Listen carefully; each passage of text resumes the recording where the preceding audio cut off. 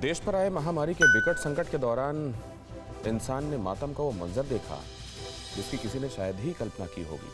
Corona काल में देश ने जहां मजबूरी और बेबसी देखी तो दूसरी तरफ हिम्मत और हौसले के अनगिनत किरदार भी सामने आए जिन्होंने इंसानियत की मिसाल कायम की। आपको कुछ ऐसे ही लोगों से मिलाते हैं जिन्होंने मानवता की सेवा को ही अपना धर्म समझ लिया। किसी ने गहने बेचकर एम्बुलेंस खरीदी तो कोई निस्वार्थ भाव से मरीजों की सेवा कर रहा है। महामारी के दौर में सुकून का एहसास दिलाने वाली ये रिपोर्ट देखिए। हिंदुस्तानी होने पर फख्र महसूस कीजिए। दिन का आगाज होते ही दिल्ली के शकरपुर में रहने वाले अनिल चौधरी अपने मिशन में जुट जाते हैं जो आधी रात तक चलता है। जिस वक्त देश की राजधानी सांसों के संकट से जूझ रही है, उस वक्त अनिल ने हर बीमार शख्स तक प्राणवायु पहुंचाने का बीड़ा उठाया है। अनिल और उनकी टीम लगातार लोगों तक सिलेंडर पहुंचा रही है। पिछले कुछ दिन के दौरान ये 100 से ज्यादा ऑक्सीजन सिलेंडर अपने पैसे से खरीदकर लोगों तक पहुंचा चुके हैं। इसीलिए इलाके के लोग अब इन्हें ऑक्सीजन मैन के नाम से जानते हैं। ये सिलेंडर हमने मार्केट में भागीरथ पैलेस जहाँ से भी हमें मिल रहे हैं, हम लोग जाते हैं वहाँ से परचेज़ करते हैं और बिना लोगों से बिना पैसे लिए और अपनी निजी पूंजी से हम लोग सबकी मदद कर रहे हैं। अभी तक हमने कम से कम 100 से ज़्यादा लोगों को सिलेंडर प्रोवाइड कर चुके हैं। वायरस के भीषण संकट के इस दौर में मदद के लिए हर वो हिंदुस्तानी अपनी हिस्सेदारी निभा रहा है जिसे देश की परवाह है।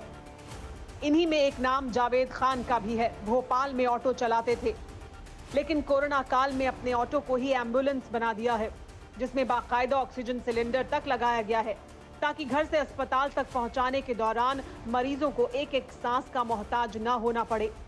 जिसके पास अरेंजमेंट नहीं होता वहाँ जाते हैं और वहाँ पर मरीजों को छोड़ते हैं। ये पूरा जो भी आप कर रहे हैं ये शुल्क लेते हैं? नहीं सर, ये निःशुल्क है, बिल्कुल कोई शुल्क नहीं है इसका।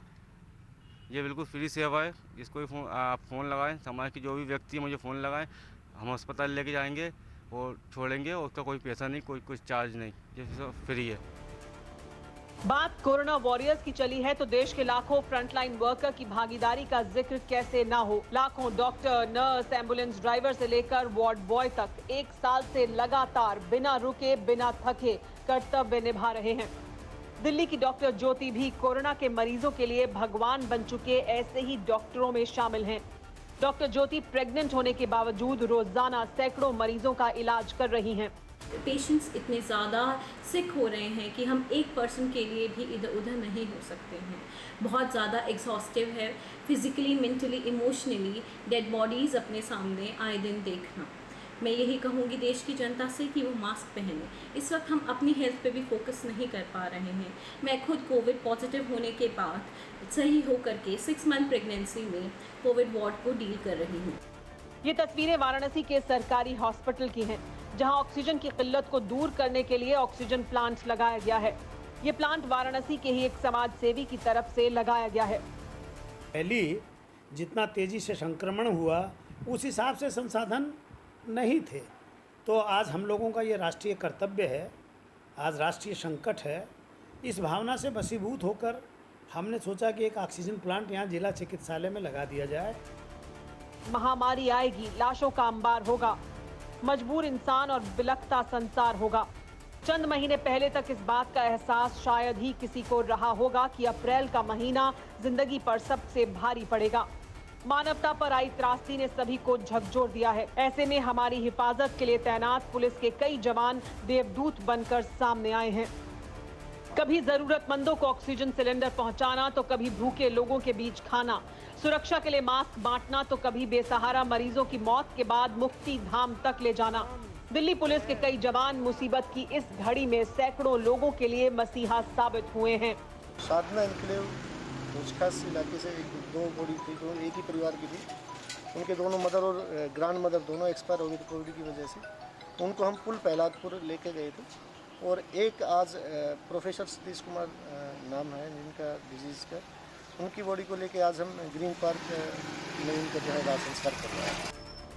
अमित कुमार आसपास की झुग्गियों में जरूरतमंदों को रोजाना खाना पहुंचाते हैं। इतना ही नहीं, अब तक कई लावारिस लाशों का अंतिम संस्कार करवा चुके हैं। हौसले और दरियादिली के ऐसे कई किस्से हैं जो बिना लोभ लालच के हर देशवासी को अपना मानकर फर्ज निभा रहे हैं। यही हिंदुस्तान की विरासत है। जाहिर है जिस देश में ऐसे लोग हों उस मुल्क में कोरोना की हार तय है। उम्मीद रखिए वायरस हारेगा, हिंदुस्तान जीतेगा। रात कितनी भी काली हो, सूरज के फलक पर आते ही अंधेरा छटता है। कोरोना काल वाली ये अमावस की रात भी बीतेगी, उम्मीदों का सूरज निकलेगा। एक देश के तौर पर हमें हौसला रखना है, सावधानी बरतना है ताकि खुद भी महफूज रहें और अपनों को भी महफूज रख पाएं। परवाह देश की, सोमवार से शुक्रवार रात 10 बजे TV9 भारतवर्ष पर।